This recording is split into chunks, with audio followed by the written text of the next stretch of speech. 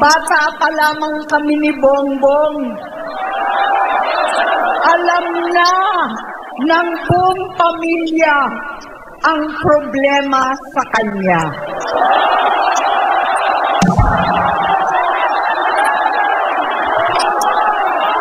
Sa totoo lang, mababasa naman ng lahat ang mga testimonya ng aking ama patungkol sa kanyang ugali at gawain.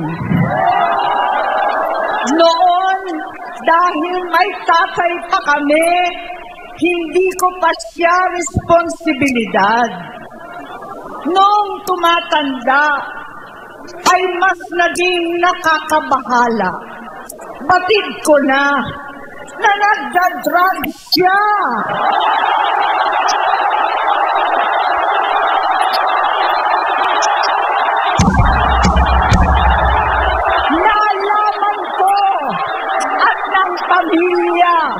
Nalaman ng pamilya, seryoso ito.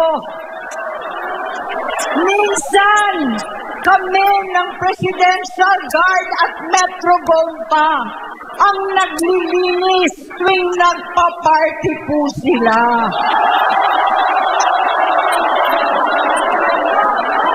Namuhay kaming magkakapatid sa ibang bansa. Kami-kami lang. Kinumbinsi ko pa si Bongbong. Pakasalan mo na si Lisa. Naisip ko noon, kapag nag-asawa siya, malalagay na sa tahimik at magkakaroon ng direksyon. Ang laki ng pagkakamali ko. Mas lumala ang kanyang pagkalulong sa droga.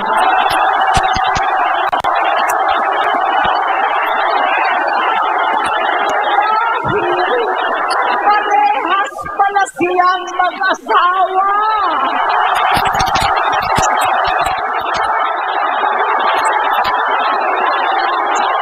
Naging gobernador siya ng Ilocos. Alam ng mga tao doon na halos hindi siya pumapasok. Tuwing ko kumprontahin ko siya, ay nagsasabi siyang magbabago na siya, aalisin na niya ang bisyo.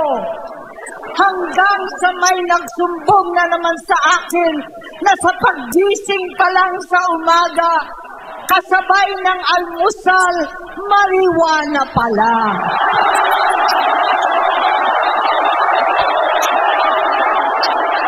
Paghapon sila, lahat sila nagiinuman at gumagamit ng cocaine. Kasama ng asawa at barkada. Tulad ng ama ko, kinastigo ko ang mga barkada niya. Ang nasirang si Bong Dasa, si Edby Cruz, Inigo, Tony Boy, Sat Anton, alam po ninyo yan.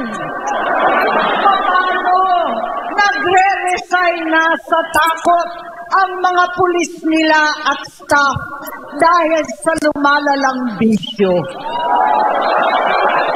Inayos ko sila dahil gusto niyang ituwid ang buhay niya. Gusto niyang mag-vice-presidente. Hindi siya pinalad at lalong nagkaroon ng oras para sa bisyo. Simula noon, naging malabo sa amin ang lahat.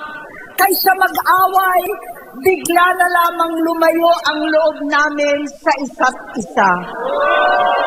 Noong 2016, kasabay ng kampanya ni dating Pangulong Duterte laban sa droga, lumabas ang pangalan ni Bongbong sa listahan. Nakasama siya sa listahan ng mga celebrities, mga artista, Maricel Soriano at iba pa. Masinsinan kong kinausap si Pangulong Rodi Halos manikluhod ako. Sinabi kong ayon sa kapulisan, dapat usigin ang mga pusher at saka na lamang sagipin ang mga user. Naligtas si Bongbong. Labis ang takot ko at pag-aalala. Kinausap ko siya at nagsabi siyang talagang siya ay nagbabago na. Muli at lagi, hindi ako nawalan ng pag-asa. Ako'y naniwala ulit. Mula noon na natatanggap ko na lang na balita tungkol sa kapatid ko ay regular na pagpapadoktor. Kaya kumalma naman ako. Inisip ko, totoo, dahil na-opera na ang tuhod niya sa gout. Siguro, totoo na ito. Hanggang nito, nalaman ko na tuloy ang paggamit niya sa mga party na garapalan naghakain ng droga. Pinagmamalaki pa ng mag-asawang kayang-kaya nila ang microdosing ng cocaine. Hati-hatiin daw para 4 na beses sa isang araw. Hindi mabibisto. Ang pampapadoktor, pinalabas nilang pag-stem cell. Nagpapalit daw ng dugo, nagpapa-blood transfusion. Kayang-kaya raw, hindi ko maintindihan ang pinagsasabi. Noong 2021, kahit papano, nagkikita kami at nagkakausap. Sumumpa siya sa aking talagang hinintunan niya. Naniwala ako kasi sabi niya gusto niyang tumakbo. Ang sabi ko, tutulong ako sa abot ng aking makakaya. Ipinakilala ko si Bongbong kay Inday. Naging magkatandem sila. Pagkatapos noon ay biglang hindi na niya ako ulit kilala. Kahit si Inday, nagtataka, bigla ko na itsapwera. Kahit ganon, nangampanya pa ako para sa kanya. Kahit si Inday na lang ang aking nakakausap. Hindi ko alam bakit ako nakaban sa headquarters nila sa Mandaluyong. Hindi ko alam bakit walang nagre-report sa akin tungkol sa kampanya. Sa totoo lang, masakit mang aminin, nung dinidisqualify na siya, halos papaboran ko na sana dahil may nagsumbong sa akin mula sa kanyang campaign team na gumagamit na naman siya. Nung sinabihan ko, siya at mga taong nasa paligid niya, nagkaisa silang tuluyan akong alisin sa kampanya na ako naman ang bumuo. Sinabi nilang gusto ko na siya ay ma-disqualify para ako ang pumalit. Hindi totoo yun. Iniisip ko ang kalagayan ng aking kapatid at paano siya magsisilbi kung ganyan ang kalagayan niya. Pero pinaparating sa akin na hindi siya lulong at minsan na lamang tuwing nagpa-party. Hindi ko maipaliwanag bakit gusto kong maniwala at hindi mawalan ng pag-asa. Noong nanalo siya, naging pinakamalayo na kami sa isa't isa. Maliban sa opisyal na tagpuan at kapag pumupunta yung nanay namin, hindi ako sumama sa loob ng 3 taon dyan sa Malacanang. Dahil lantara na doon ang inuman, ang paggamit nila ng cocaine at mga bawal na gamot. Hindi pa rin niya nakikita, naririnig, kakaiba na siya magsalita. Hindi na maintindihan kung ano-ano na ang sinasabi at wala na sa sarili. Nagtatago sa kabaitan niya ang pang-aabuso niya sa droga. At nagbunga na ito ng mga nakakapinsalang maling desisyon. Hinayaan niyang kumilos ang mga nakatalibot sa kanya. Yung mga umaastang presidente habang nilululong siya ng mga ito. Hindi na kami nagkausap.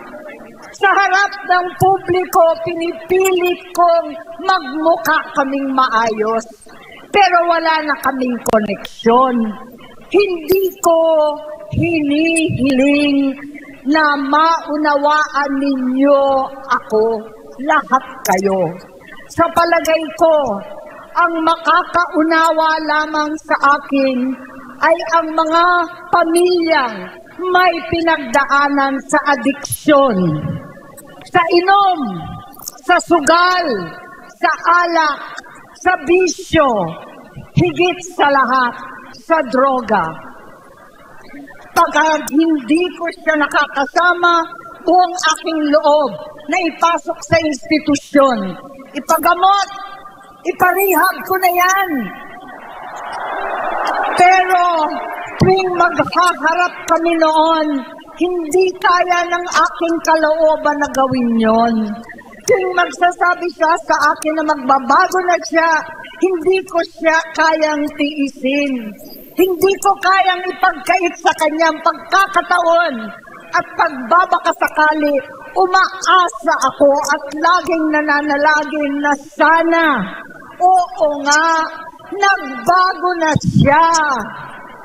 Hanggang dumating ang 2024 at 2025, yung bisyo niya na ang dahilan ng pagbaha ng korupsyon, kawalang direksyon, at maling-maling mga desisyon.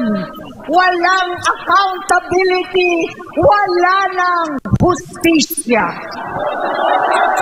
Hindi na niya alam ang nangyayari. Hindi na pinapaalam sa kanya ang mga pangyayari. Sinamantala ng mga ito ang paggamit niya ng droga.